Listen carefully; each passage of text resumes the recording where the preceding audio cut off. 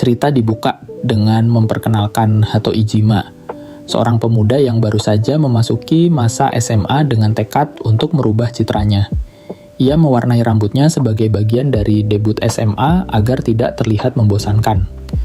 Iijima bergabung dengan klub musik dan merasa dirinya hanyalah siswa biasa yang bisa ditemukan di mana saja. Suatu hari Iijima ingin bolos ke UKS. Tanpa sengaja, ia membuka pintu dan melihat Hatsu Takagi, siswi pindahan yang selama ini dikenal sangat misterius dan penyendiri, sedang berganti pakaian. Namun, perhatian Iijima bukan tertuju pada situasi canggung itu, melainkan pada sesuatu yang jauh lebih mengejutkan. Sebuah alat medis semacam pacemaker yang menempel tepat di dada Takagi. Iijima terpaku. Ia menyadari bahwa ia baru saja melihat sesuatu yang jauh lebih penting daripada sekadar melihat seseorang ganti baju.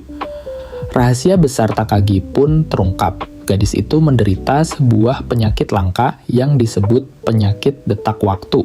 Di bawah suasana yang serius, Takagi mulai menjelaskan kondisinya. Ia lahir dengan jumlah detak jantung yang sudah ditentukan batasnya. Takagi menunjukkan aplikasi khusus di ponselnya yang memantau sisa detak jantungnya secara real time.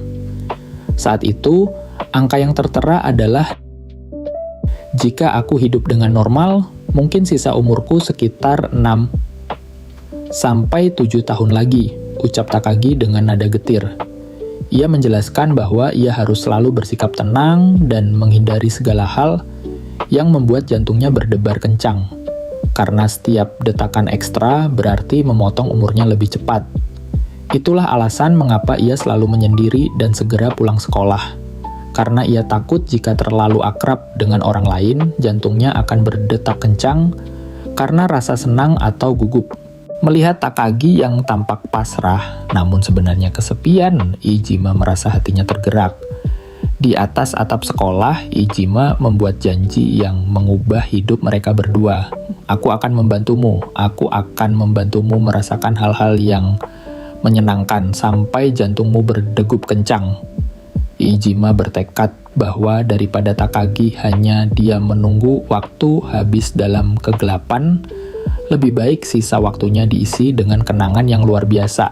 Takagi tersentuh karena baru Iijimalah orang pertama yang menawarkan kebahagiaan setelah mengetahui penyakitnya. Iijima benar-benar menepati janjinya. Ia membawa Takagi ke pantai untuk pertama kalinya. Iijima sempat merasa gugup, namun saat melihat Takagi tersenyum lebar, ia merasa usahanya tidak sia-sia.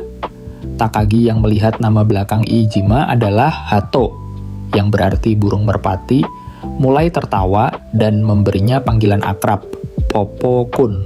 Mereka menghabiskan musim panas dengan sangat intens. Mereka pergi ke taman bermain dan naik roller coaster. Takagi berteriak sekeras mungkin, melepaskan segala beban yang selama ini ia pendam. Iijima juga memperkenalkan Takagi pada kenikmatan-kenikmatan kecil yang sebelumnya dilarang baginya, seperti makan es krim yang dingin. Saat mencicipinya, Takagi berteriak kegirangan. Iijima merasa sangat bahagia bisa menjadi satu-satunya orang yang melihat sisi Takagi yang begitu ekspresif dan ceria. Suasana menjadi lebih emosional saat mereka pulang berboncengan sepeda di sore hari. Iijima meminta Takagi untuk berpegangan erat padanya. Saat Takagi memeluk punggung Iijima, ia merasakan detak jantungnya sendiri yang berbeda. Bukan detakan karena penyakit, melainkan detakan karena rasa bahagia yang amat sangat. Takagi berbisik pelan bahwa ia merasa sangat bahagia hingga merasa bisa saja mati besok tanpa penyesalan. Namun ia segera meminta Iijima untuk merahasiakan kata-kata cengengnya itu. Kedekatan mereka membawa Iijima pada rahasia Takagi yang lain. Ia melihat sebuah pick gitar terselip di rambut Takagi. Takagi akhirnya mengaku bahwa dulu ia sangat ingin menjadi artis dan sering menulis lagu serta puisi. Namun ia menyerah karena kondisi fisiknya. Iijima tidak ingin bakat itu terkubur. ia langsung menarik Takagi menuju studio klub musik sekolahnya. Di dalam studio, Iijima memperkenalkan Takagi kepada teman-teman bandnya, Sudo, Kuranami, dan Haigaki. Meski sangat gugup, Takagi akhirnya memberanikan diri untuk bernyanyi sambil memainkan gitarnya. Suaranya yang jernih dan penuh perasaan seketika membuat seluruh ruangan terdiam. Semua orang di studio terpukau. Mereka merasa hati mereka langsung terpesona oleh melodi yang dibawakan Takagi. Iijima yang bersemangat langsung menghampiri Takagi dan memegang tangannya. "Takagi-san, bulan Oktober nanti ada festival budaya sekolah.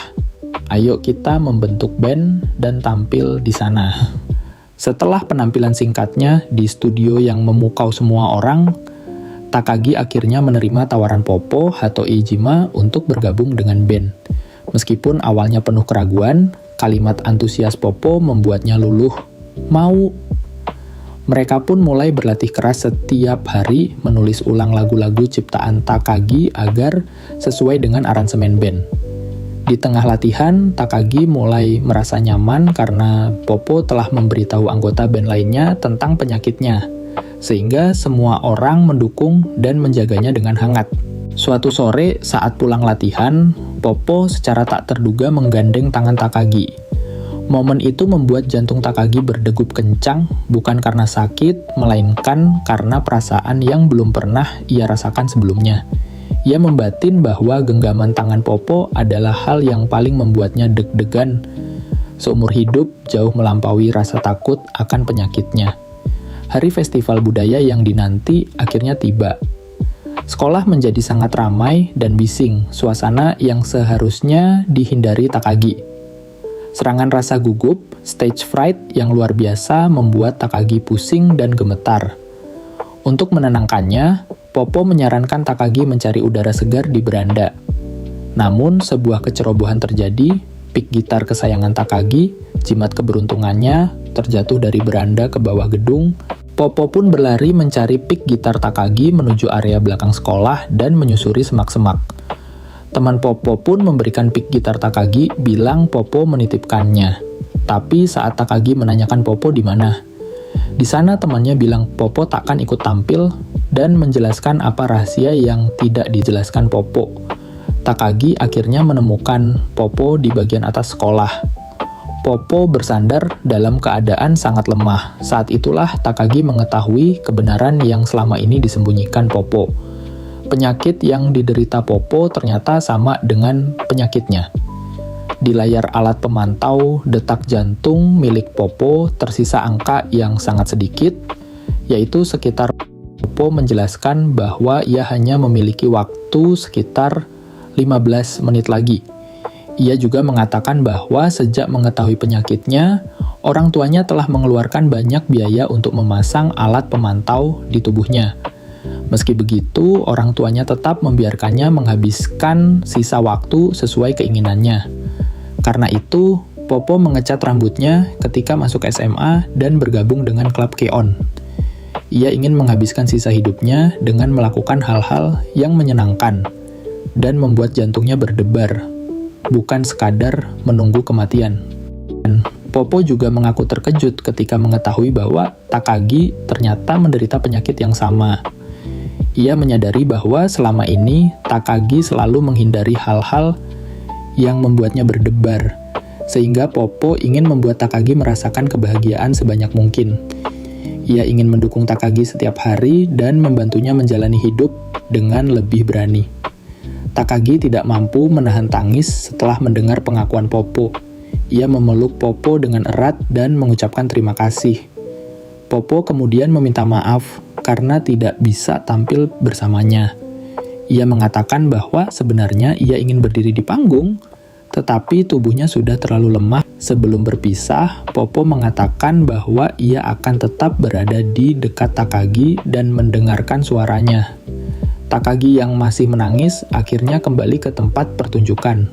Di tengah penampilan, Takagi teringat Popo dan berusaha menyampaikan perasaannya melalui lagu. Popo memang tidak berada di atas panggung, tetapi ia telah membuat Takagi berani tampil di hadapan banyak orang.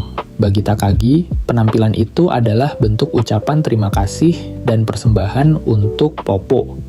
Setelah bagian cerita di masa sekolah berakhir, narasi menjelaskan bahwa Hato Iijima meninggal dunia pada usia 17 tahun. Tetapi sebenarnya ia meninggal dengan perasaan puas karena telah menjalani hidup sesuai keinginannya. Sementara itu, setelah lulus SMA, Hatsu Takagi debut sebagai seorang singer-songwriter. Ia terus bernyanyi dengan penuh semangat dan mengumumkan penyakitnya sendiri kepada publik. Kejujurannya memberikan keberanian kepada banyak orang. Konser terakhir Takagi dihadiri sekitar. Setelah itu, Takagi meninggal dunia pada usia. Foto terakhirnya menunjukkan wajah Takagi yang tersenyum sangat lepas.